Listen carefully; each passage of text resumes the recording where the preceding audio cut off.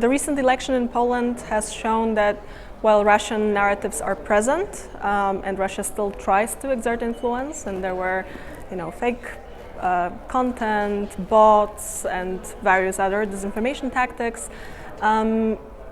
various organizations compared and analyzed the election afterwards, and they showed that actually the level of attempted foreign influence is more or less coherent over years. It did not increase exponentially this year compared to others, and the attempts and the evolution of Russian influence, it remains more or less similar. So Russia is not trying any sort of new unknown tactics. It relies on things that they tested in the past and that sadly worked for them in the past. We're talking about operations like Operation Doppelganger, where they take existing media and copy the interface, but insert their own content, which is of course full of disinformation, false narratives, harmful narratives. Any reader can fall for it, thinking it's a legitimate source that they know, that they have followed in the past. Many such operations were conducted. So in this regard, we see similar attempts. The disinformation gets amplified within Poland on a domestic level. We've got our own actors, our own politicians, far-right parties that often amplify that kind of content and narratives on their own. So Russia is in a comfortable position where they don't actually have to do much because those narratives get amplified already on the Polish level, and that is a large threat that's difficult to target. We see more or less similar things as in the past, actually. We see anti-European Union narratives, so a lot of EU skepticism.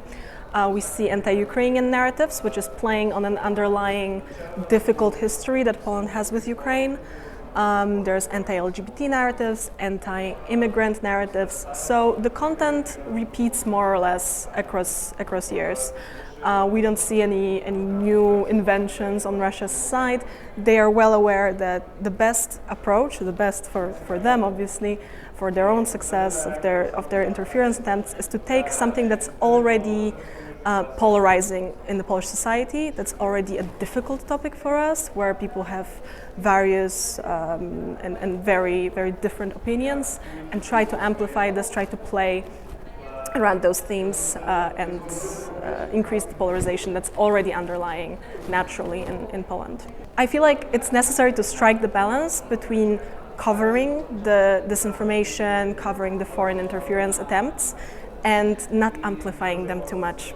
If we put them in the spotlight and inform too much about them, we're also going to amplify them.